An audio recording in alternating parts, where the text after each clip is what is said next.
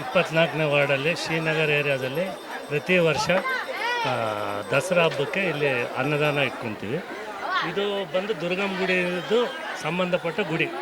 ನನಗೇನಂದರೆ ಮುಂದಿನ ದಿನಗಳಲ್ಲಿ ಈ ಗುಡಿ ಡೆವಲಪ್ ಮಾಡಬೇಕು ಅನ್ನೋದು. ಬನ್ನಿ ಮಾಂಕಳಮ್ಮ ಗಿಡ ಇದೆ, ಇಲ್ಲಿ ನಾಗದೇವತೆ ಪ್ರತಿಷ್ಠಾಪನೆ ಇದೆ.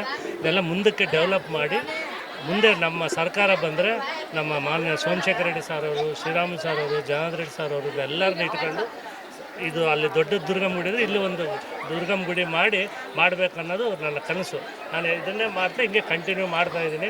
ಎಲ್ಲರ ಆಶೀರ್ವಾದ ಇಲ್ಲಿ 1ನೇ ವಾರ್ಡು 24ನೇ ವಾರ್ಡು ಕಾರ್ಯಕರ್ತರು ಮತ್ತು ಎಲ್ಲ ನಮ್ಮ ಮುಖಂಡರು ಎಲ್ಲರೂ ಕಲಿತು ಮಾಡ್ತಾಯಿದ್ದೀವಿ. ಎಲ್ಲರೂ ಸ್ವಇಚ್ಛೆಯಿಂದ ನಮ್ಮ ಹುಡುಗರು ಎಲ್ಲರೂ ಕಂಪ್ಲೀಟ್ ನಮ್ಮ 24ನೇ ವಾರ್ಡ್ ಆಗಲಿ 1ನೇ ವಾರ್ಡ್ ಆಗಲಿ ಎಲ್ಲ ಸ್ವಇಚ್ಛೆಯಿಂದ ಎಲ್ಲರೂ ನಿಂತು ಇದು ನಡೆಸ್ಕೊಡ್ತಾ ಇದ್ದಾರೆ. ಅವರೆಲ್ಲ ಆಶೀರ್ವಾದದಿಂದ ನಾನು ಇದನ್ನು ನಡೆಸ್ಕೊತ ಹೋಗ್ತಾಯಿದ್ದೀನಿ.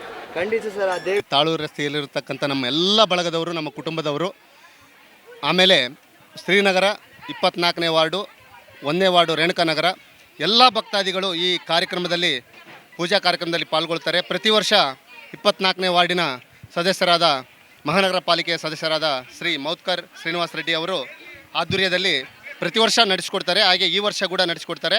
ಅವರಿಗೆ ಒಳ್ಳೆಯ ಆರೋಗ್ಯ ಆ ಭಗವಂತ ನೀಡಲಿ, ಮತ್ತು ಅಧಿಕಾರ ಕೂಡ ಅವರಿಗೆ ನೀಡಲಿ ಅಂತೇಳಿ ಆ ದೇವಿಯನ್ನು ಕೇಳ್ಕೊಳ್ತೀವಿ. ಯಾಕೆಂತಂದರೆ ಈ ವಾರ್ಡಿನ ಸದಸ್ಯರವರು ನಮ್ಮ ಮೌತ್ಕರ್ ಶ್ರೀನಿವಾಸ ರೆಡ್ಡಿ ಅವರು ಪ್ರತಿ ವರ್ಷ ಕೂಡ ಈ ಸಾವಿರಾರು ಭಕ್ತಾದಿಗಳು ಈ ಕಾರ್ಯಕ್ರಮದಲ್ಲಿ ಅನ್ನಪ್ರಸಾದ ಕಾರ್ಯಕ್ರಮದಲ್ಲಿ ಇವು ನವಗ್ರಹ ಪೂಜೆ ಆಗಿರಲಿ, ಹೋಮ ಕಾರ್ಯಕ್ರಮ ಪೂಜೆ ಆಗಿರಲಿ ಈ ಕಾರ್ಯಕ್ರಮದಲ್ಲಿ ಪಾಲ್ಗೊಂಡು ಯಶಸ್ವಿಗೊಳಿಸ್ತಾರೆ. ಅವ್ರ ಜೊತೆಗೆ ಎಲ್ಲ ಕುಟುಂಬದವರು ಇದ್ದಾರೆ ಅಂತೇಳಿ ಈ ಮೂಲಕ ಹೇಳಲಿಕ್ಕೆ ಇಷ್ಟಪಡ್ತೀನಿ.